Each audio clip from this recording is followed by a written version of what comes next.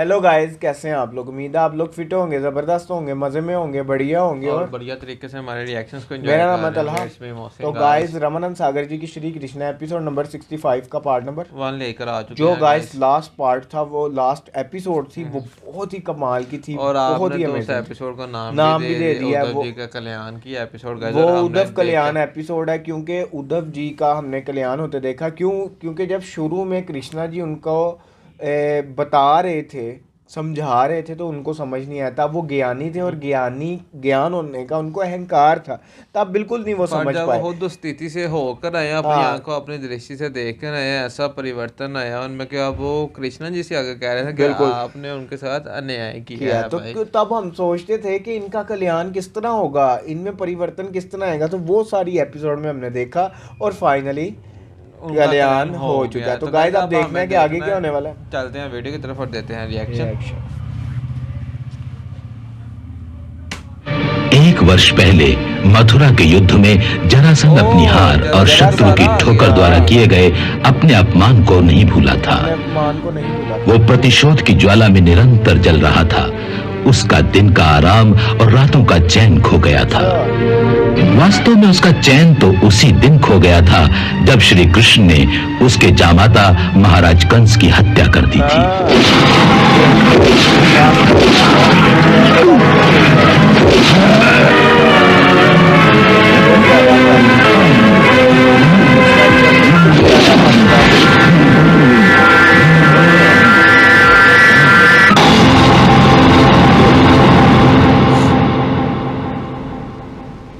मथुरा वालों से इस धृष्टता का बदला लेने के लिए उसने अपने मित्र राजाओं को इकट्ठा करके कई अक्षौहिणी सेना के साथ मथुरा की ओर कूच किया था।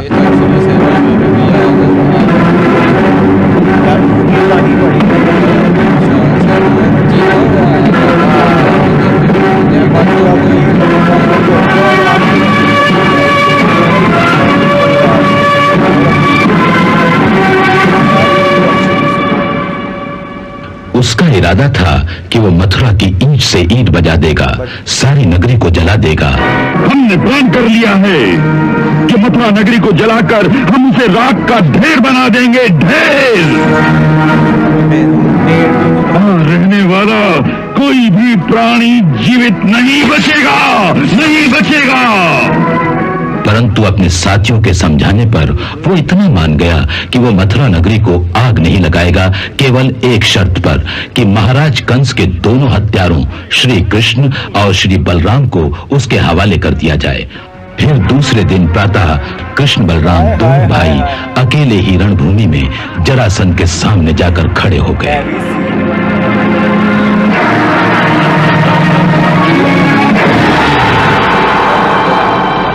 फिर एक दैवी चमत्कार हुआ।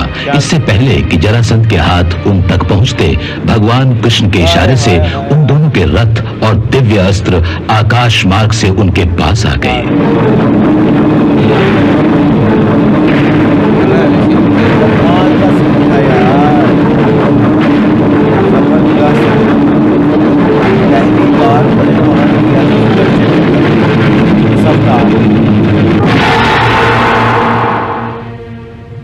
फिर घमासान युद्ध हुआ जिसमें जरासंध की सेना मारी गई और साथी भाग गए।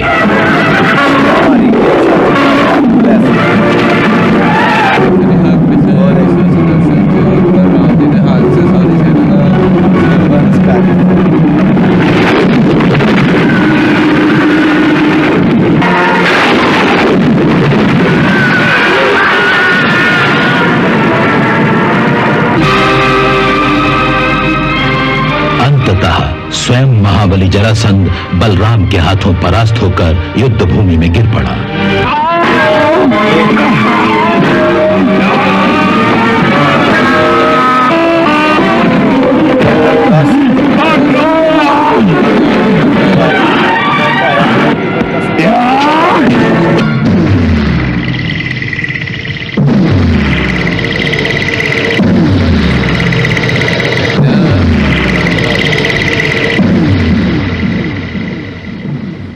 वो उस हार और अपने अपमान को आज तक नहीं भुला पाया था।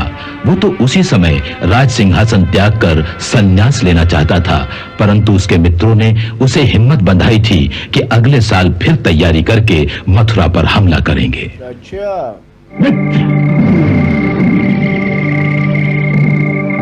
इतिहास साक्षी है, बड़े बड़े योद्धाओं और बड़े बड़े शूरवीरों को कितनी ही बार पराजय का मुंह देखना पड़ा है। इसलिए युद्ध में हारना बड़ी बात नहीं है, किंतु हिम्मत हारना बहुत बड़ी बात है।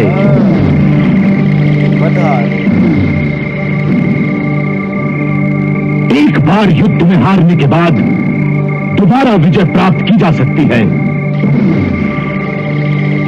किंतु हिम्मत हारने के बाद मनुष्य कहीं का नहीं रहता मित्र, कहीं का नहीं रहता। जो एक पराजय से अकर्मण्य हो जाता है वो वीर नहीं होता।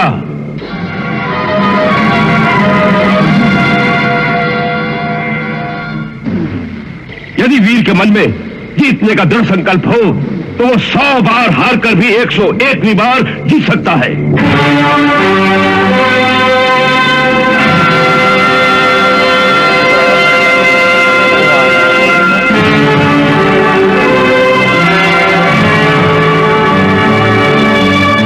ये पूरा वर्ष उसने प्रतिशोध के कांटों पर लोट लोट कर काटा था और आज उसके साथी एक एक करके अपनी अपनी सेना लेकर फिर से मगध पहुंचने लगे थे।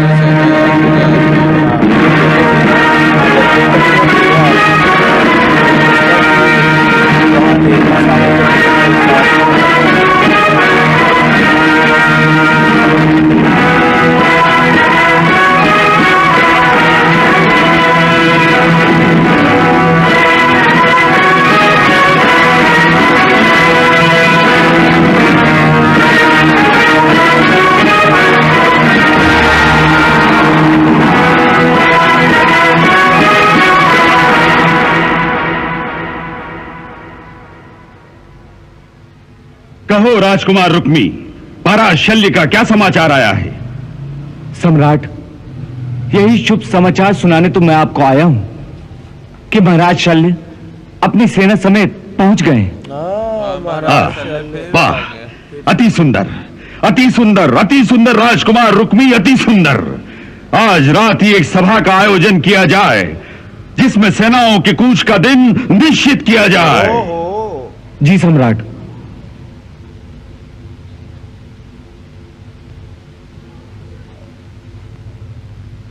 इसने अब मृत्यु को प्राप्त होना है।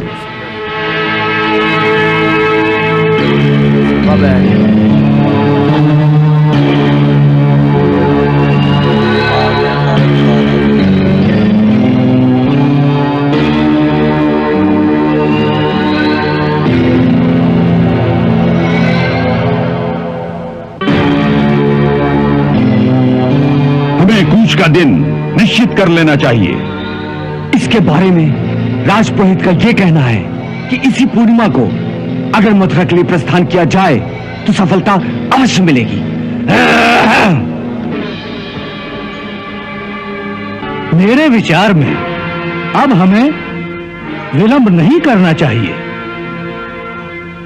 और हमें इस बात का ध्यान भी रखना चाहिए कि जब तक मथुरा वालों की यह सूचना मिले तब तक हम मथुरा के इतने निकट पहुंच चुके हों कि उन्हें तैयारी का अवसर भी न मिले।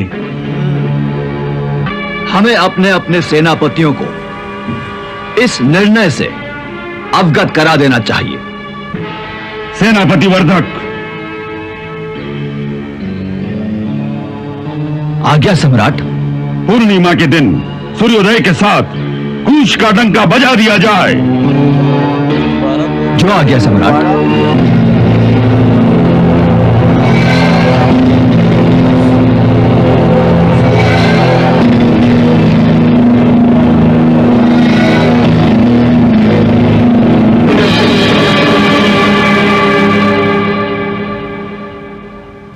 तात, एक आवश्यक मंत्रणा के लिए आपको कष्ट देना पड़ा।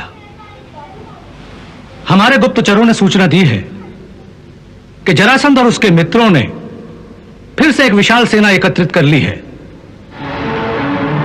और वो दोबारा मथुरा पर आक्रमण करने की योजना बना रहे हैं।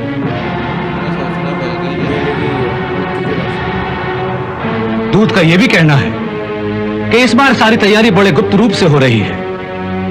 उनका विचार है कि आक्रमण अतिशीघ्र और अचानक किया जाए ताकि मथुरा वालों को युद्ध की तैयारी करने का अवसर ही न मिले। कि इस अवसर पर हमें क्या करना चाहिए?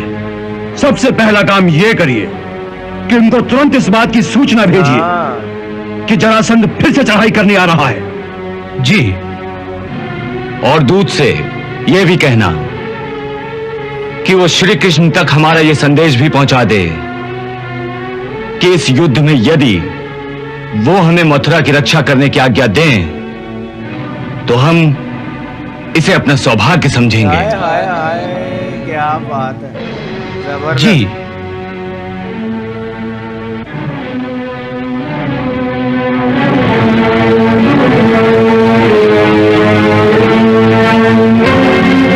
महाराज धृतराष्ट्र का है, वो नहीं नजर आया। क्रूर जी। प्रभु, क्या बात है अक्रूर जी? कोई महत्वपूर्ण समाचार है क्या? हाँ प्रभु।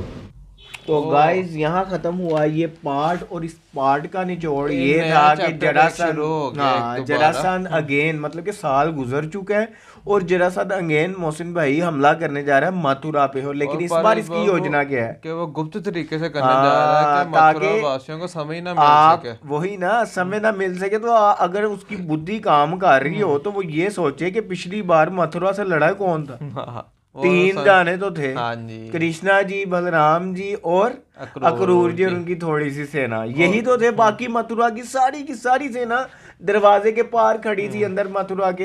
अजीब और ही यार ये है। आप देखें कि इस दफा ये उनके जो दूत है ये आकर उन्होंने हस्तिनापुर भीष्म जी को बताया, कि पहले इस दफा- महामंत्री विदुर को बताया, उन्होंने आगे भीष्म जी को वहां बिठाकर राजा की जगह तब उनको वो बताया कि जरासंध ने इस दफा ये दोबारा प्लानिंग चढ़ाई कर की है और हमें ये हमारे दूत ने आके बताया, तो उन्होंने कहा कि फिर हमें गुरुद्रोण ने क्या कहा है, उन्होंने कहा है कि आप उनसे कहो, कृष्णा जी तक ये संदेश पहुंचाओ कि अगर वो चाहते तो हम इसको अपना सौभाग्य समझेंगे कि इस दफा मथुरा की रक्षा का अवसर और मैं इसके हमें भी मौका दिया जाए। तो गाइस अब ये तो नेक्स्ट पता चलेगा होने क्या वाला है। बाकी जरासंध की बुद्धि मारी गई है, क्योंकि जब इंसान का टाइम ऐसा आता है ना तो फिर उसके साथ जो उसके साथी होते हैं ना वो भी मूर्ख होते हैं और वो खुद भी मूर्खता ही कर रहा होता है। तो वही देखो ना, वो साथी फिर दोबारा महाराज शल्य भी आगे सारी अपनी अपनी सेना लेकर उन्होंने फिर एक विशाल सेना एकत्रित कर ली है। तो गाइस आप देखेंगे हमें आने वाले पार्ट में क्या देखने को मिलेगा। तब तक के लिए अगर आपको ये वीडियो अच्छी लगी, इस वीडियो को ज़्यादा से ज़्यादा लाइक कीजिएगा, शेयर कीजिएगा, कमेंट कीजिएगा और हमारे चैनल को सब्सक्राइब करना मत भूलिएगा। मिलते हैं नेक्स्ट वीडियो नेक्स्ट पार्ट के साथ। Love you.